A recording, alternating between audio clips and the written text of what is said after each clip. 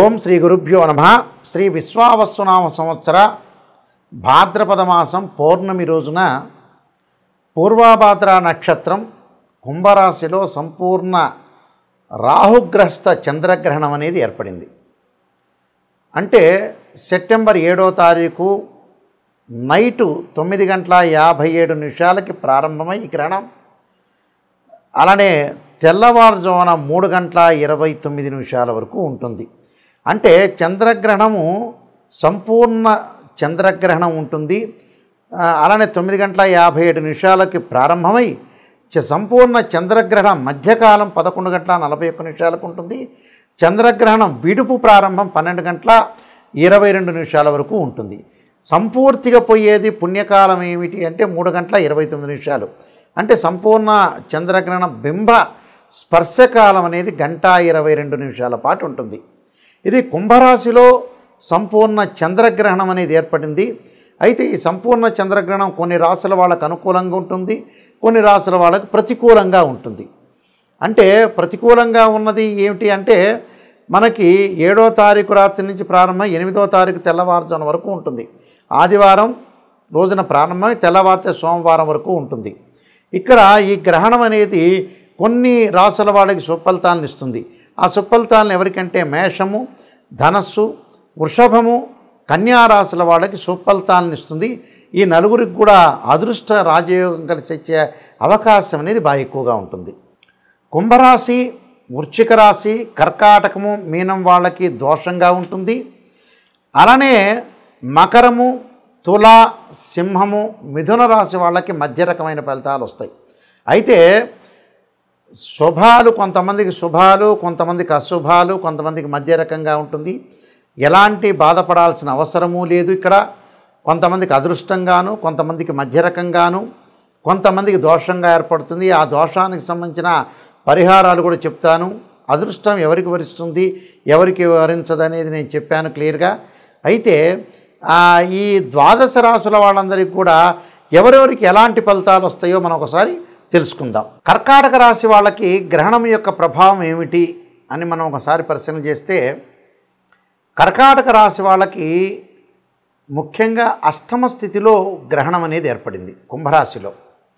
అలానే ఇక్కడ కుంభరాశి వాళ్ళ దగ్గర నుంచి మనం చూసుకునేటట్టయితే షష్టమ స్థానమైంది. కర్కాటక రాశి వాళ్ళకు వచ్చేటప్పటికల్లా ముఖ్యంగా మనకి కర్కాటకం, సింహం, కన్య, తుల, వృశ్చికము, ధనస్సు, మకరం, కుంభం అంటే మనం చూసుకునేటట్టయితే 8వ స్థానం అయింది. ఈ 8వ స్థానం వల్ల ఏ విధమైన ఫలితాలు వస్తాయంటే కొంత ఆరోగ్య పట్ల శ్రద్ధ పెట్టాలి. అంటే ఎవరైనా సరే ఈ రాశి వాళ్ళు ఖచ్చితంగా కర్కాటక రాశి వాళ్ళు ఆరోగ్యం పట్ల శ్రద్ధ పెట్టాలి. ఆరోగ్యం విషయంలో కొంచెం నిర్ణయాత్మకంగా ఉండాలి. నిర్ణయాత్మకంగా ఉంటే అనుకూలమైన ఫలితాలు జరుగుతాయి. లౌకిక విధానాన్ని ప్రదర్శించాలి. గ్రాస్పింగ్ పవర్ అనేది ఉన్నా కూడా ఎక్కువగా అతిగా మాట్లాడకూడదు. ఎందుకంటే ఈ గ్రహణ సమయ ప్రభావం అనేది 3 నెలల పాటు ఉంటుంది కాబట్టి మనం బహుజాగ్రత్తలు తీసుకోవాలి. అలానే ఆందోళన చెందాల్సిన పని లేదు. అలానే ఉద్యోగపరంగా ఇబ్బందులు ఏం కలిగే అవకాశాలు ఏమీ లేవు. కానీ ప్రయాణాల్లో ప్రమాదాలు జరిగే అవకాశం ఎక్కువ ఉంటుంది. అంటే ఆరోగ్యాన్ని ఫస్ట్ ప్రయారిటీ ఇవ్వాలి కర్కాటక రాశి వాళ్ళు. ఈ గ్రహణం యొక్క ప్రభావం ఆరోగ్యాన్ని దెబ్బతీసే అవకాశం అనేది ఒకటి ఉంటుంది. వాహనాల మీద వెళ్ళేటప్పుడు ప్రమాదాలు, ఎవరితోనో ఆర్గ్యుమెంట్స్ చేయటం, ఆ ఆర్గ్యుమెంట్స్ తోటి వాళ్ళతో గొడవలు జరిగే సందర్భము, గొడవలు జరగటము, నువ్వంతే నువ్వు ఎంత అంటే నేనెంత అంటాం, భార్యాభర్తల మధ్యలో భిన్నమైన అభిప్రాయాలు, చిలికి చిలికి గాలివాన కావటం, అన్నదమ్ముల మధ్యలో సఖ్యత లేకపోవటం వల్ల అన్నదమ్ములు ఏదైతే ఆస్తిపాస్తుల గురించి గొడవలు జరగటం, అక్కా చెల్లెల మధ్యలో అనుబంధం లేకుండా గొడవలు జరిగే సందర్భం ఎక్కువగా ఉండటం, అంటే ఇరుగు పొరుగు వారితోటి ఘర్షణలు, పరస్పరం ఉద్యోగులు ఎవరైతే ఉంటారో తోటి కొలీగ్స్ తోటి కూడా కొన్ని ప్రాబ్లమ్స్ రావటం, అంటే ఇవన్నీ కూడా గొడవలతో కూడుకున్న వాతావరణం అంటాం మనం. అంటే గొడవలతో కూడుకున్న వాతావరణం ఎక్కువగా ఉంటుంది. కాబట్టి ఈ రాశి వాళ్ళు ఎట్టి పరిస్థితుల్లో కూడా వాళ్ళ ఆరోగ్యాన్ని చూసుకోవాలి. టెన్షన్ పడకూడదు. బీపీ, షుగర్లు పెరగకుండా చూసుకోవాలి. ఎందుకంటే ఆరోగ్యం అనేది మహాభాగ్యం. ఆరోగ్యానికి సంబంధించిన విషయాల్లో కొద్దిగా జాగ్రత్తగా ఉండాలి. హెల్త్ ఈజ్ వెల్త్ అన్నారు, హెల్త్ ఈజ్ గ్రేట్ లక్ అన్నారు. కాబట్టి ఈ గ్రహణ ప్రభావం అనేది వీళ్ళకి స్పెషల్గా ఆరోగ్యం మీద, మానసికంగా ఆందోళన మీద పడే అవకాశాలు ఎక్కువగా ఉంటాయి స్పెషల్గా ఈ రాశి వాళ్ళకి. కాబట్టి మిగతావన్నీ ప్రాబ్లం కాదు, ఆరోగ్యం మీద పడుతుంది. కాబట్టి ఆరోగ్యము, ప్రమాదాలు, గొడవలు, కోర్టు సమస్యలు, పోలీస్ స్టేషన్ ఇలాంటివన్నీ రాకుండా ఈ 3 నెలల పాటు కొద్దిగా జాగ్రత్తగా ఉండటం చాలా అవసరం. నేను కొన్ని పరిహారాలు చెప్పబోతున్నాను, ఆ పరిహారాలు చేసుకొని ముందుకెళ్తే మీకు మంచి రిజల్ట్స్ వచ్చే అవకాశం ఖచ్చితంగా ఉంటుంది. ఈ గ్రహణ మధ్యకాల సమయంలో ముఖ్యంగా చేయాల్సిన కొన్ని ప్రత్యేకమైన పరిహారాలు ఉంటాయి. మనకి ఈ సంపూర్ణ చంద్రగ్రహణం దోష ప్రభావం తగ్గాలి అని అంటే తగ్గటమే కాదు, అందరికీ కూడా మరింత మెరుగైన ఫలితాలు రావాలంటే కొన్ని ప్రత్యేకమైన పరిహారాలు చేసుకోవాలి. అంటే పరిహారం చేసుకోవాలంటే జన్మజాతకంలో చంద్రుడు ఎలా ఉన్నాడు, గ్రహస్థితి ఎలా ఉంది, ఆ రోజున పరిస్థితి గోచారీత్యా ఏ విధంగా ఉంది, ఏ దశలు జరుగుతుంది అనేది కూడా చూసుకోవటం కూడా చాలా ముఖ్యమే. అయితే ఏంటంటే అవి చూసుకున్నా చూసుకోకపోయినా ఎలాంటి విషయాలు మనం ముందుకు వెళ్ళాలో తెలుసుకుందాం. ముఖ్యంగా ఎలాంటి విషయాల్లో ముందుకు వెళ్ళాలంటే ఇక్కడ ఈ గ్రహణ సమయంలో పట్టు విడుపు స్థానం అనేది ఉంటుంది. అంటే గ్రహణం పట్టేటప్పుడు నదీ స్థానం కానీ సముద్ర స్థానం కానీ చేయాలి. అది కుదరని పక్షంలో ఇంట్లో స్నానం చేయటం కానీ చేసిన తర్వాత ఏదైతే మనం సాయంకాలం పూట 9:57 చంద్రగ్రహణం అనేది మనకు ప్రారంభం అవుతుంది. ఇది భారతదేశంలో కనపడుతుంది, న్యూయార్క్లో కనపడదు. ఈ గ్రహణం పట్టిన తర్వాత 9:57 స్నానం చేయటం అనేది చేయాలి. అలానే విడుపు స్థానం అంటారు. రాత్రి 12:22 విడుపు స్థానం అంటారు. అంటే విడుపు స్థానం అంటే ముగింపు చివరికి ఎప్పుడు ముగింపు అవుతుందంటే 1:26 ముగింపు అవుతుంది. అంటే 1:26 స్నానం చేయాలి. అంటే 9:57 ఒక స్థానం, 1:26 ముగింపు స్నానం చేయాలి. చేసిన తర్వాత ఇక్కడ ఓం నమః శివాయ పంచాక్షరి చేసుకోవటం, ఆ గ్రహణ సమయ కాలంలో జపం చేసుకోవాలి. ఎప్పుడు కూడా గ్రహణ సమయ కాలంలోనే జపం చేయాలి.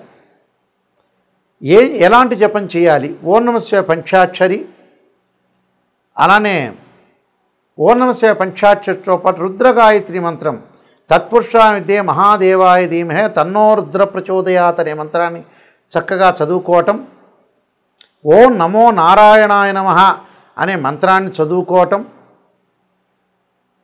రాహుగ్రస్తమైన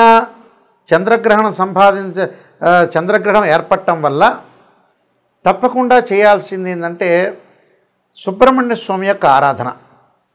తత్పురుషాయ విద్యే మహాసేనాయ ధీమహే తన్నో షణ్ముఖ ప్రచోదయాత్, నాగరాజాయ విద్యే పృథ్వీధరాయ ధీమహే తన్నో సర్ప ప్రచోదయాత్ అనే మంత్రాన్ని కూడా చదువుకోవాలి. చక్కగా దర్భాసనం మీద కూర్చొని రుద్రాక్షమాలతోటి ఏ మంత్రం రాకపోయినా ఓం నమః శివాయ అనే పంచాక్షరి మంత్రాన్ని చదువుకోవటం వల్ల అన్ని రకాల సమస్యలు తొలగిపోతాయని అర్థం. అంటే సర్వదోషాలు ఉన్న వాళ్ళకి, ఎందుకంటే గ్రహణ ప్రభావం అనేది ఎలా ఉంటుందని అంటే ఏదైతే గ్రహణం అనేది ఏర్పడిందో చంద్రగ్రహణం, మళ్ళీ చాలా కాలం పాటు ఆ చంద్రగ్రహణం యొక్క ప్రభావం అనేది ఒకటి ఉంటుంది. మినిమంగా మనకు శాస్త్రంలో చెప్పినట్టుగా 3 నెలల పాటు ఆ గ్రహణ ప్రభావం ఉంటుంది. కాబట్టి 3 నెలల తర్వాత ఆ గ్రహణ ప్రభావం తగ్గుతుంది అని అర్థం. ఈ 3 నెలల పాటు ఉన్న గ్రహణ ప్రభావం ఎవరికైతే ఉంటుందో వాళ్ళందరూ కూడా ఖచ్చితంగా గ్రహణ సమయంలో జపం చేయటం చాలా ఇంపార్టెంట్. అలానే గాయత్రి మంత్ర జపం చేయటం కూడా చాలా చాలా మంచిది.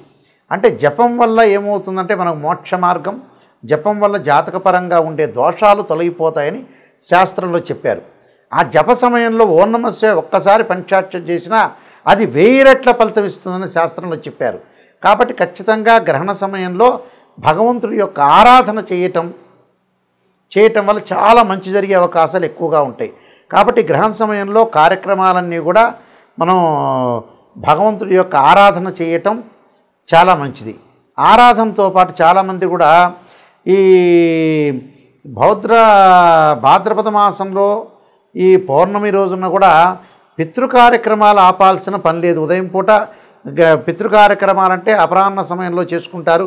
ఆ అపరాహ్న సమయంలో కార్యక్రమంలో చేసుకోవచ్చు వాళ్ళు, తప్పులే. 7వ తారీఖు ఉదయమైనా 8వ తారీఖు ఉదయం పూట అయినా అపరాహ్న సమయం అంటే 1:30కి మధ్యాహ్నం పూట చేస్తారు.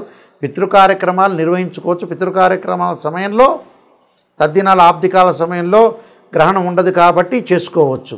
దాని తర్వాత గర్భవతులు, ముఖ్యంగా ఎవరైతే గర్భవతులు ఉన్నారో వాళ్ళు గృహంలోనే ఉండవచ్చు. అయితే తమ కార్యక్రమాలు చాలామంది కూడా బెడ్ మీద నుంచి లేవకూడదు, బయటికి వెళ్ళకూడదు, వాష్రూమ్కి వెళ్ళకూడదు, ఇలాంటి ఇబ్బందులు ఏం లేవు. వాష్రూమ్కి వెళ్ళొచ్చు.